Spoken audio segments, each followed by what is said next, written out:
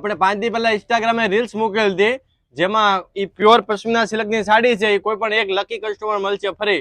આની શરત એ હતી કે જે આપણે દુકાનનું કાર્ડ છે એ કઈ સાડીમાં નાખેલું છે. તો બધાના કોમેન્ટ આવેલા છે કે 2 નંબરમાં નાખેલું છે, તો 2 નંબર રાઈટ છે. તો ચાલો હવે આપણે જોઈએ કોણ લકી કસ્ટમર છે જેમને મળશે એક સાડી તદ્દન ફ્રી. રોકો તો, ચલો હવે જોઈએ કોણ છે લકી કસ્ટમર.